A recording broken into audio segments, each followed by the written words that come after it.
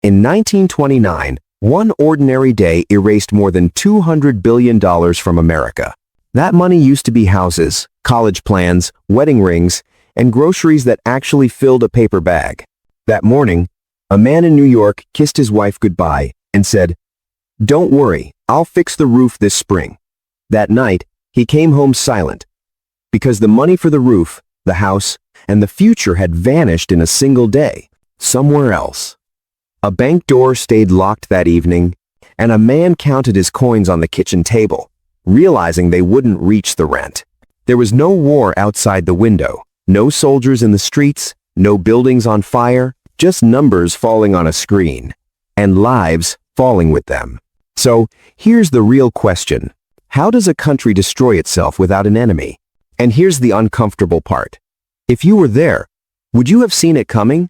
Or would you have called it normal too?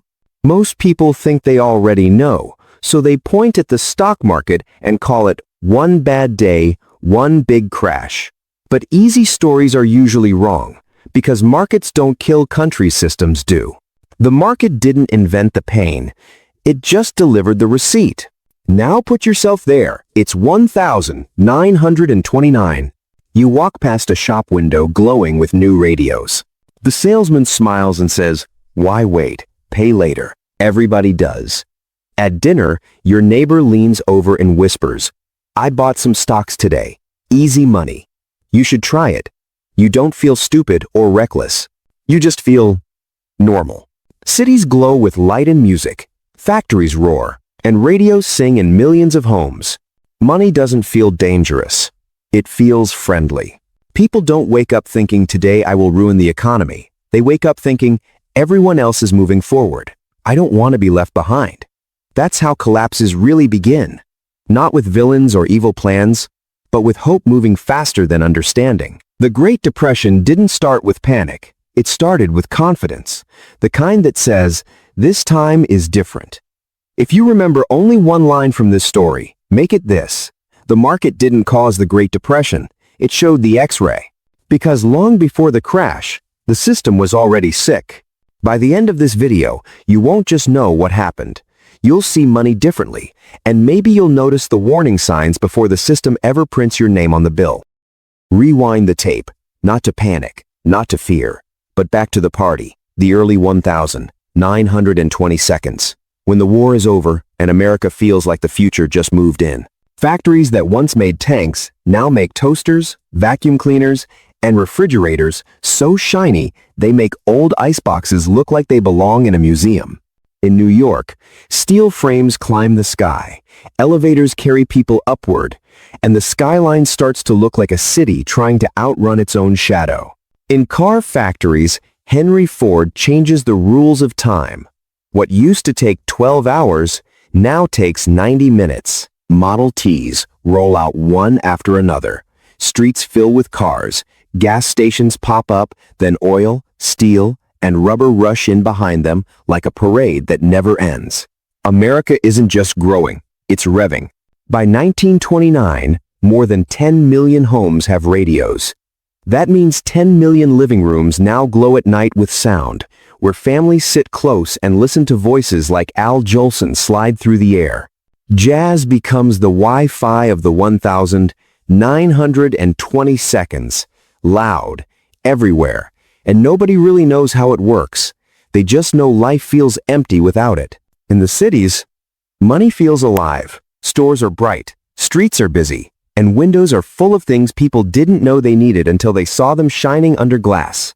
In the countryside, it's quieter. Farmers who got rich during the war now watch crop prices fall, so they borrow to modernize. New tractors, new machines, new hope. The machines don't save them. They just help them go broke faster. Back in the cities, a new habit spreads. Not saving, buying, buy now, pay later. A man points at a radio and says, "I'll take it." Put it on the plan. A woman signs for a car and laughs. Future me will handle it. Banks smile and say yes to almost anyone with a pulse. It's the financial version of saying, "Sure, I'll marry you. We've been on 2 dates." Easy credit is like free drinks at a party. Fun first, headache later. But nobody is thinking about the headache because the music is loud, the lights are bright, and everyone looks like they're winning. At dinner tables, people trade stories like trophies. My cousin bought a car on credit, so why shouldn't we? Everyone's doing it. America doesn't feel rich, it feels unstoppable, and that's the dangerous part. When money feels easy, the questions get shorter. What's the monthly replaces? Can I afford it? And everyone's doing it starts to sound like a real plan. This isn't greed yet, it's comfort. The kind that makes you trust a machine you don't really understand, because it keeps giving you things you like. The party doesn't feel risky, which is exactly why it is. And while the music plays and glasses clink, the floorboards are already starting to crack. But nobody hears them because the band is still playing. Now, zoom in on Wall Street. It doesn't feel like a financial district anymore. It feels like an amusement park for adults. Ticker tape spills out of machines like confetti. Phones ring so long they start to sound tired, and men in suits shout numbers across the room like they're calling horse races. Wall Street becomes Disneyland. But instead of rides, everyone lines up for easy money. And the strangest part is this. You don't need to be rich to play. You just need $10. Put down 10 and borrow 90. Then walk out owning $100 worth of stock and a whole lot of confidence you didn't earn. That wasn't investing. It was renting confidence. A man steps into a brokerage and says, "I don't even know what this company does." The broker shrugs and answers, "Does it matter?" It's going up. Soon, advice starts coming from places it never used to. Your barber says utilities are hot. Your butcher says railroads are dead. Try chemicals. A shoeshine boy tells a banker, "You can't miss with this one," and the banker laughs. Then buys it. When your barber, your butcher, and your shoeshine boy all give you stock tips, something is very wrong. Between 1,924 and 1,929, the Dow Jones nearly quadruples, and charts stop looking like data and start looking like promises. In 1929 alone, more than 12 billion shares change hands on the New York Stock Exchange. That's not patience, that's a stampede. People stop asking, "What does this company make?" and start asking, "How fast is it going up?" A bellboy tells a wealthy man, "Dump railroads. Go all in on pencils." The wealthy man pauses, then nods. Why not? When everyone else is getting rich. If $10 could buy you $100 of certainty, what were you really purchasing, shares, or the feeling of not missing out? And here's the truth. They didn't invest because they were greedy. They invested because they were afraid to be left behind. Nobody wanted to be the only fool who stayed poor. Companies joined the madness too. Building holding companies that own other holding companies that own nothing. Just layers of paper, hype, and hope, like building a house out of mirrors and calling it real. In 1929, one man tries to ruin the party. An economist named Roger Babson stands up and says, "A crash is coming." A trader laughs. Another buys more stock just to prove him wrong. Someone jokes Roger should go touch grass. The band gets louder, and the champagne keeps pouring. Nobody hears the warning over the sound of money. And that's what mania really is. It isn't joy or excitement. It's when everyone agrees to stop asking questions at the same time, because questions are uncomfortable and getting rich feels amazing. The market doesn't look risky anymore, it looks obvious. And when something dangerous starts to feel obvious, that's when it's closest to breaking. Most people blame the Great Depression on one bad week in October 1929, but that's like blaming a heart attack on the last step someone took before collapsing. The crash didn't kill the system. The system was already sick. By the mid-1920s, especially from 1924 to 1928, the Federal Reserve kept money cheap. Interest rates stayed low for years, and borrowing stopped feeling dangerous. It felt normal, friendly, almost polite. Picture a young couple in 1928, signing papers for a car they couldn't fully pay for yet. The salesman smiles, the pen clicks, and he says, "Don't worry, everyone's doing this." No one in that room thinks that sentence might be a lie. That was the first disease. Easy credit everywhere. Banks pushed loans the way bartenders push free drinks, and like any bad bartender, they never asked who was going to drive home. The second disease moved quietly. Debt started running faster than wages. Paychecks walked, loans sprinted. People bought radios, furniture, cars, even stocks on money their future hadn't earned yet. The country looked rich, but it was tired, like someone smiling while their legs were shaking. Then came the third disease, the banks themselves. Walk into a bank in 1928, and you saw marble floors, tall columns, brass doors that felt eternal. But behind the counters, the books were thin. Too many risky loans, too much borrowed money, too many bets that only worked if nothing ever went wrong. The system looked like stone, but it was built from glass. Now add one more room to this story. A quiet office in Washington in 1928. Charts on the wall. Reports on the desk. One official points at a graph and says, "Let's wait one more quarter. It might fix itself." History would later translate that sentence as, "It didn't." So they waited. They argued. They hoped. And here's the part most history books skip. The system didn't collapse when people panicked. It collapsed when leaders hesitated. While they debated, the glass got thinner. While they delayed, the cracks spread. The crash didn't create the disaster. It just made the sound when the glass finally broke. Cut to October 1929. The party is still playing. Radios hum, bars are loud, and people keep telling each other, "Relax, it's just a bad week." Then Thursday hits, the 24th of October 1929. Black Thursday. The market stumbles. Phones scream. Ticker tape coughs up bad news, and banks rush in to calm things down. For a moment, it works. For a moment, people breathe again, until 4 days later, on Tuesday, the 29th of October 1929, gravity comes back for everyone, and history stamps the day with a name, Black Tuesday. By the end of that day, the Dow Jones has fallen about 25% in just 2 trading days. Not slowly, not politely, but like something that finally remembered how falling works. Ticker machines spit out red numbers while phones ring without stopping. Men in suits shout across the floor.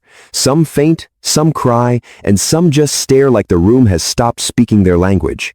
A trader is heard yelling into a phone, "I was rich on Monday. What am I on Tuesday?"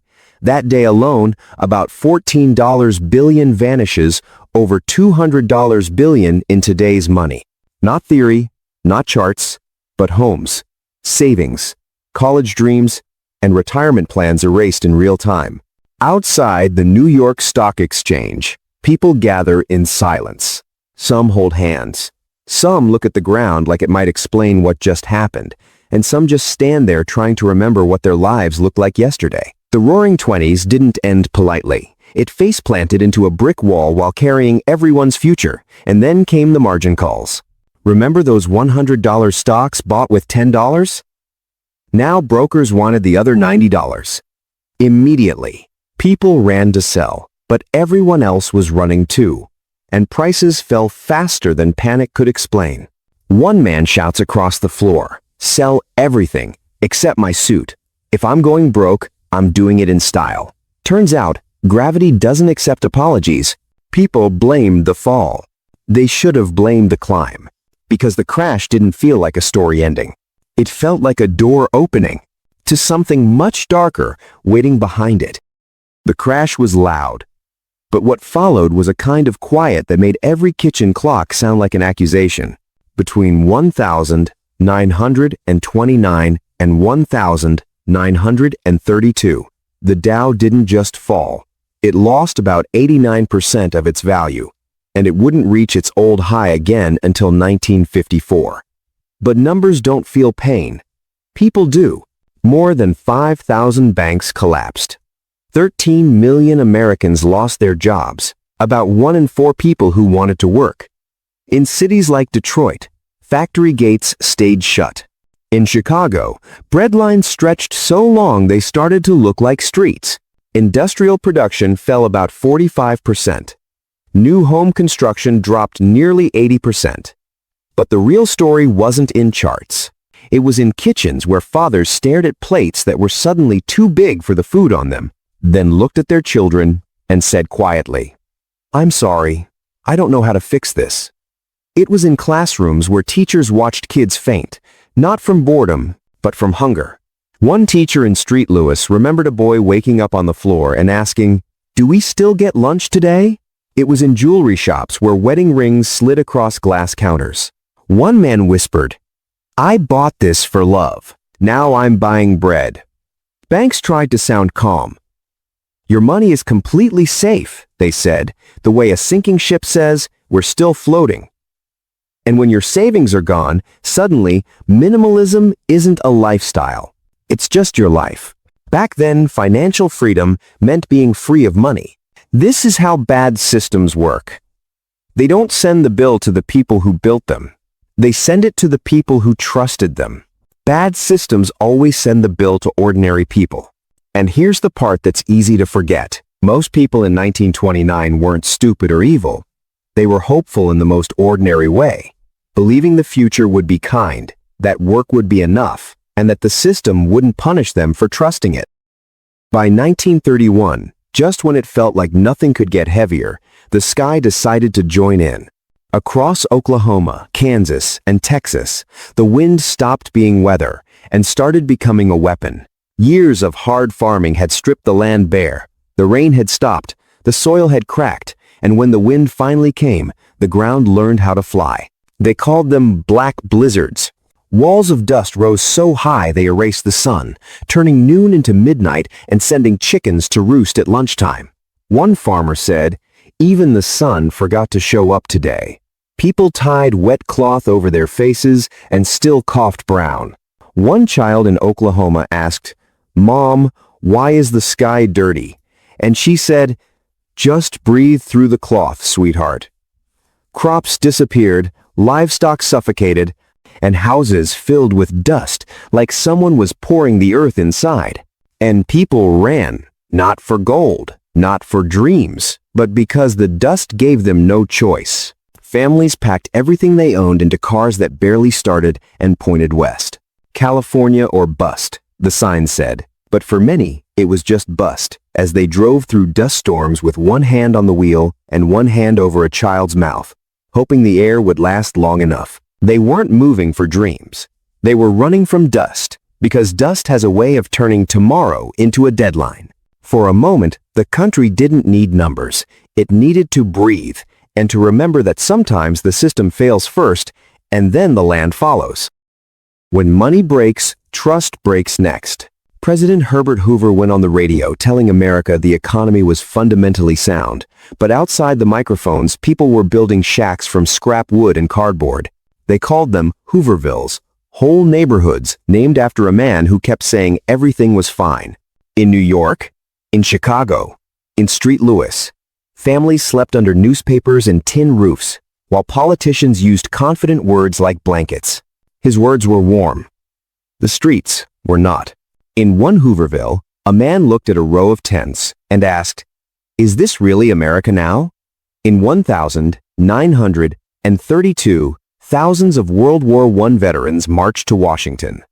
They were called the Bonus Army. They weren't asking for glory, just the bonus they'd been promised for fighting.